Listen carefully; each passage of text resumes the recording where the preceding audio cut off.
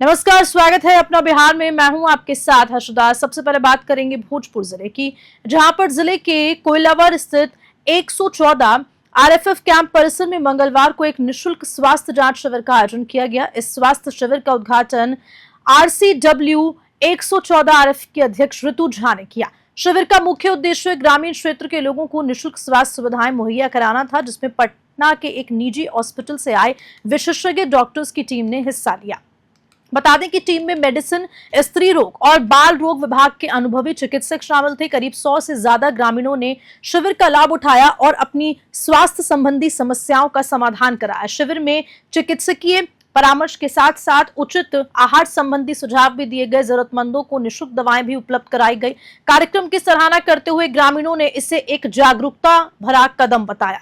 वहीं आरसीडब्ल्यू 114 आरएफ के अध्यक्ष ऋतु झा ने कहा कि स्वास्थ्य सबसे बड़ी पूंजी है और ऐसे शिविर समाज के अंतिम व्यक्ति तक स्वास्थ्य सेवा पहुंचाने का एक सार्थक प्रयास है। भोजपुर से आलोक गिरी की रिपोर्ट।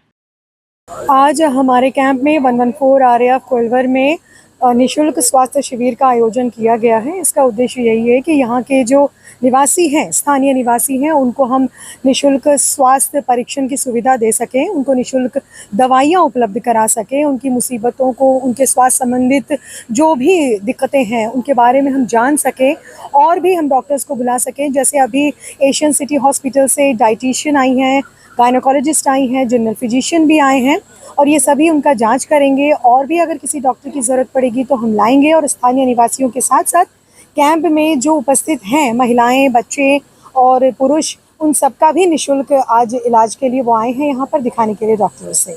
बिहार के भागलपुर जिले समेत राज्य भर में सोमवार को शिक्षकों ने 715 अनुदानित माध्यमिक विद्यालयों पर 2011 की संबद्धता विनियमावली थोपे जाने के खिलाफ जोरदार प्रदर्शन किया। शिक्षकों ने यह दावा किया है कि ये सभी विद्यालय 1970 से 2009 के बीच आम जनता के सहयोग से स्थापित हुए और बिहार अराजकीय माध्यमिक विद्यालय अधिनियम 1981 की धारा 19 के अंतर्गत राज्य सरकार से विधिवत मान्यता प्राप्त की। ऐसे में उन पर 2011 की संबद्धता विनियमावली लागू करना कानूनन और नैतिक रूप से अनुचित है। प्रदर्शन कर रहे शिक्षकों का कहना है कि ये केवल परीक्षा संचालन तक सीमित होनी चाहिए, न कि विद्यालयों की मान्यता खत्म करने या उनकी स्वायत्तता को समाप्त करने के लिए इस्तेमाल की जाए। शिक्षकों का ये भी कहना है कि सरकार 2008 तक इन स्कूलों में कार्यरत शिक्षकों को अनुदान देती थी और विद्यार्थियों को सरकारी योजनाओं का लाभ भी मिलता था। बिहार विद्यालय परीक्षा समिति की 1952 की नियमावली में भी ऐसे विद्यालयों के लिए अतिरिक्त संबद्धता नियम अनिवार्य नहीं बताए गए। प्रदर्शनकारियों ने सरकार से मांग की है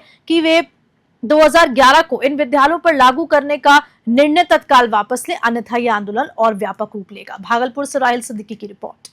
आज जो आप धरना दिए, क्या मांग है, किस मांग को लेकर के आप लोगों ने धरना दिया? लोग का जो है वित्त रहित स्कूल से आए हैं। इसमें 715 स्कूल, जिसको कि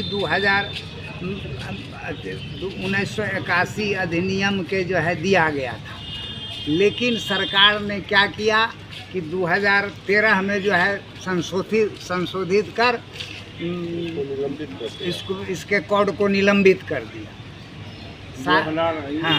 हाँ, और 2000 अभी तक 26 है, 25 तक में ही सरकार जो है हम लोगों को अनुदान मुहैया नहीं करा सकी। किस चीज़ को लेकर के धरना दिए हैं? सर, हम लोग वित्त रहित स्कूल से आते हैं। हमारा पूरा बिहार में 715 हाई स्कूल है और मेरी मुख्य मांगे हैं जो कि हम लोग को पास कोड बहाल किया गया था। हम लोग एडमिशन सब चीज़ लेते थे, बच्चे को 9, 10 को सबको पढ़ाते थे और वो 1981 में लागू हुआ था। कोड हमारे पास था, उसके बाद कोड को निलंबन कर दिया गया है। हमारी मुख्य मांगे हैं कि 1981 में जो कोड था उसको बहाल कर दिया जाए और हमारे स्कूल के जितने भी शिक्षक अशिक्षक कर्मचारी हैं उस सबको वेतन नहीं, वित्त रहित जो हैं उसको वेतन दिया जाए। हर महीना वेतन दिया जाए। अनुदान से पेट नहीं भरता है। 2010 से अभी तक ले हम लोग को अनुदान नहीं मिला है, जबकि 2026 है। आप देख रहे हैं कि यहाँ 70 साल 80 साल के बड़े बड़े बूढ़े हो गए हैं, उनको खाने का लाला पड़ रहा है और वो पेमेंट सरकार नहीं दे रही है। और अभी इलेक्शन आया है, पहले फर्स्ट डिवीज़न पे 10,000 25,000 दिया जाता था। अभी ऐसी सरकार कर रही है कि सेकेंड डिवीज़न थर्ड डिवीज़न को भी 25,000 50,000 रुपया दे रही है।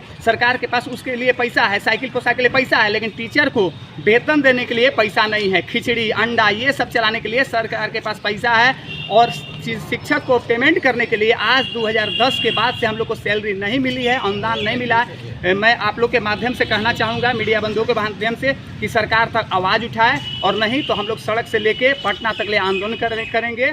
बेगूसराय जिले के साहेबपुर कमाल थाना क्षेत्र के संदलपुर गांव में हम पार्टी के प्रखंड अध्यक्ष राकेश उर्फ विकास कुमार के अपहरण के इलाके में सनसनी फैला दी गई। शनिवार रात अपराधियों ने राकेश के घर पर अंधाधुंध फायरिंग की और फिर हथियार के बल पर उनका अपहरण कर लिया। इस पूरे मामले की जांच के लिए डीआईजी आशीष भारती खुद गांव पहुंचे और करीब 2 घंटे तक ग्रामीणों से पूछताछ की। उन्होंने बताया कि इस मामले में अब तक 2 अभियुक्तों को गिरफ्तार कर जेल भेजा जा चुका है, जबकि अन्य फरार अपराधियों की गिरफ्तारी के लिए लगातार छापेमारी जारी है। डीआईजी ने यह भी कहा कि यदि किसी ग्रामीण के पास अपराधियों से जुड़ी कोई सूचना है और वे उसे साझा करता है तो उसे पुरस्कृत किया जाएगा। उन्होंने भरोसा दिलाया कि जल्द ही राकेश की सकुशल बरामदगी और पूरे मामले का खुलासा कर लिया जाएगा। बेगूसराय से चंदन कुमार की रिपोर्ट। यह मामला यहाँ पर प्रतिनिधित्व हुआ है, जिसके रिव्यू में आज मैं यहाँ पे साहेबपुर कमाल थाना और यहाँ पर इस गांव में आया हूँ। मामला काफ़ी गंभीर है और इसको लेकर के जिस समय से पुलिस को सूचना मिली है उस समय से पुलिस की टीम लगातार लगी हुई है और अभी भी हमारी जो विशेष टीमें हैं वो अलग अलग ज़िलों में जा कर के रेड कर रही हैं। हम लोग होपफुल हैं, जल्द ही इस मामले में हम लोग ब्रेक थ्रू करेंगे और जो भी इसमें अपराधकर्मी संलिप्त हैं उन पर कड़ी से कड़ी कार्रवाई की जाएगी। 2 अभियुक्तों को जेल भेजा गया है और बाकी अन्य भी जो लोग इसमें सम्मिलित हैं उन पर जल्द से जल्द कड़ी कार्रवाई की जाएगी। आज माननीय न्यायालय से वारंट भी प्रे किया गया था, जो वारंट प्राप्त हुआ है और अग्रतर कार्रवाई भी लगातार जारी है। और आप लोग के माध्यम से मैं सभी लोगों से अपील करना चाहूँगा कि इस मामले से संबंधित कोई भी सूचना हो तो उसको पुलिस अधीक्षक बेगूसराय को और साहेबपुर कमाल थाना को देंगे तो उनको उचित पुरस्कार भी दिया जाएगा। भारत के प्रथम प्रधानमंत्री पंडित जवाहरलाल नेहरू की पुण्यतिथि पर भागलपुर विधायक अजीत शर्मा के निवास पर स्थित कांग्रेस कैंप कार्यालय में एक श्रद्धांजलि सभा आयोजित हुई। कार्यक्रम में उपस्थित कांग्रेस जनों ने पंडित नेहरू के तैलचित्र पर पुष्प अर्पित कर उन्हें श्रद्धांजलि दी। इसी अवसर पर विधायक अजीत शर्मा ने कहा कि पंडित नेहरू ने भारत की आजादी के लिए 18 वर्षों तक जेल की यातनाएं सही। आजादी के बाद उन्होंने आधुनिक भारत की नींव रखी। उन्होंने ITI, एम्स, अंतरिक्ष अनुसंधान केंद्र जैसे संस्थानों की स्थापना कर शिक्षा और स्वास्थ्य के क्षेत्र में देश को नई दिशा दी। विधायक ने कहा कि नेहरू एक उच्च कोटि के लेखक और इतिहासकार थे, जिनकी पुस्तकें आज भी विश्व के कई विश्वविद्यालयों के पाठ्यक्रम में शामिल हैं। उन्होंने अफसोस जताया कि आज सत्ता में बैठे कुछ लोग उनके योगदान को गलत ढंग से पेश कर नई पीढ़ी को भ्रमित करने की कोशिश कर रहे हैं। भागलपुर से राहिल सिद्दीकी की रिपोर्ट। पंडित जवाहरलाल नेहरू के बारे में कुछ भी कहना सूरज को आईना दिखाने के बराबर है। इन्होंने देश को, भारतवर्ष को आजाद कराने से लिए जो भी कुर्बानियां दी उन्होंने सब लोग जानते हैं। आज जो भारतवर्ष आजाद है ये पंडित जवाहरलाल नेहरू और उनके सहयोगियों के द्वारा किया गया है। और आपको बता दें, जो भारतवर्ष आज इतना आगे बढ़ा है यह देन है तो पंडित जवाहरलाल नेहरू और उनके सहयोगियों का। आज उनकी पुण्यतिथि के अवसर पर मैं उनको श्रद्धांजलि अर्पित करता हूँ। मैं अपनी तरफ से नहीं, पूरे भागलपुर वासियों की तरफ से, पूरे कांग्रेस जन की ओर से, पूरे बिहार वासियों की ओर से, पूरे देशवासियों की ओर से, और हम उनसे आग्रह करेंगे, इन्होंने भारतवर्ष को जो आजाद कराने के लिए आगे बढ़ाने की कुर्बानियां अपनी दी है, आप लोग भी आगे आइए और फिर भारतवर्ष को भागलपुर, बिहार के साथ आगे बढ़ाने का काम कीजिए।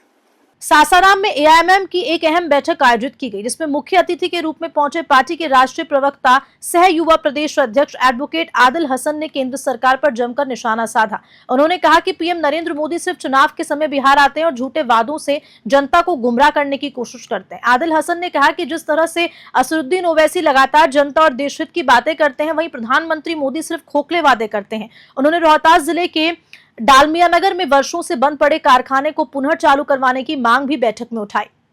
वहीं AIMM के प्रदेश सचिव एवं ढाका विधानसभा के प्रत्याशी राणा रंजीत सिंह ने कहा कि अब सभी जाति और धर्म के लोग AIMM की ओर आकर्षित हो रहे हैं और पार्टी सीमांचल से बाहर निकलकर पूरे बिहार में विस्तार कर रही है। उन्होंने ये भी बताया कि AIMM की ओर से महागठबंधन से गठबंधन करने की पहल की जा रही है। रोहतास से राहुल सिंह की रिपोर्ट। सासाराम भारत में एक शेरशाह सूरी की सरजमी और बहुत ही पावन धरती है। MIM लगातार यहाँ पर जद्दोजहद मेहनत कर रही है। हमारा युवा संगठन तो हर मुद्दे पर आक्रामक रहता है और हमेशा जिला प्रशासन से मिलकर जो भी मामले होते हैं उसको उठाता है। उसी समक में, क्योंकि अभी बिहार विधानसभा चुनाव भी आ रहा है और संगठन को भी मजबूत करना है और चुनाव किस विधानसभा में पार्टी लड़ेगी इस पर भी निर्णय लेना है। ये पार्टी के राष्ट्रीय अध्यक्ष फैसला करेंगे कि हम रोहतास जिला में जो आपके विधानसभा है, काराकाट है, डेरी है, नोखा है, दिनारा, करगर है और ससाराम और चिनेरी है, ये आपका विधानसभा है। इसमें जहाँ भी लड़ेंगे इसका तो हम लोग रिपोर्ट इंशाल्लाह अख्तर उल ईमान साहब को, इंजीनियर आफ्ताब साहब को और बैरिस्टर असदुद्दीन ओवैसी साहब को हम लोग देंगे और उस पर निर्णय होगा। लेकिन इंशाल्लाह हम पहली तो कोशिश हम कर रहे हैं कि महागठबंधन, हमने प्रूफ किया है कि महागठबंधन के सामने ये बात रखी है कि महागठबंधन MIM को भी गठबंधन में जगह ले। जब आप सन ऑफ मल्ला को ले सकते हैं जो भाजपा से आकर, जब उपेंद्र कुशवाहा जी को ले सकते हैं जो भाजपा के कैबिनेट मंत्री थे मोदी जी के यहाँ, आप मांझी जी भाजपा में थे, ले कर सकते हैं। MIM से क्यों दूरी कर रहे हैं? जब हम तेलंगाना में रेवंत रेड्डी साहब के साथ हैं तो बिहार में क्यों है? अगर तेजस्वी जी को मुख्यमंत्री बनना है, बड़ा सपना उनको है, MIM को मुख्यमंत्री का ना सपना है ना कभी तमन्ना MIM रखी है। MIM चाहती है कि सीमांचल को उसका आर्थिक पैकेज और स्पेशल स्टेटस मिले और बिहार में जो बिहार की स्थिति है उसको सब जग जाहिर है कि डबल इंजन की सरकार फेल है। ये नरेंद्र मोदी जी को हमने बार बार 2014 में हमने 32 MP दिया, 2019 में 39 MP दिया, फिर अभी लगभग 30 MP दिया। लेकिन आप ही बतलाइए बिहार की स्थिति बद से बदतर है। सिर्फ अभी इलेक्शन आ रहा है तो मोदी जी को बिहार याद आ रहा है। आप ही बतलाइए, एक भी चैलेंज कर रहा हूँ भाजपा के लोगों से, मेरे पत्रकार बंधु हैं आप यहाँ पर, जितनी भी मिडिल ईस्ट की इन्वेस्टमेंट हुआ का मतलब न केवल हमारे देश पूरे विश्व को समझाने का काम किया, ये हमारे लिए बहुत गर्व का विषय था। और न केवल मुसलमान, एक एक हिंदू समाज का व्यक्ति आज गर्वान्वित महसूस करता है, क्योंकि पहले ये आरोप लगता था कि AIMIM केवल मुसलमानों की पार्टी है। तो राणा रंजीत जैसे राजपूत के बेटे को उन्होंने ढाका से अपना पहला उम्मीदवार घोषित किया। तो ये दिखाता है कि किस तरीके से सभी जाति, सभी धर्म के लोग इस पार्टी की तरफ आकर्षित हो रहे हैं। सीमांचल से बाहर ये पार्टी बाहर निकल रही है। हम लोग आज सासाराम हेडक्वार्टर में हैं रोहतास जिला के, और यहाँ से हम लोगों ने लोकसभा चुनाव भी लड़ा था। तो निश्चित रूप से अब केवल मुस्लिम आबादी वाली जगहों से हम नहीं लड़ने वाले, हम पूरे हर समाज के लोग आज ओवैसी साहब को एक सबसे बड़ा हिंदुस्तानी के रूप में देख रहे हैं और पार्टी की तरफ आकर्षण लोगों का बढ़ रहा है। तो हम लोग लगभग 50 से 60 सीटों पर लड़ने का हम लोगों ने निर्णय लिया है। और इसी खबर के साथ अपना बिहार बुलेटिन में इतना ही। नमस्कार।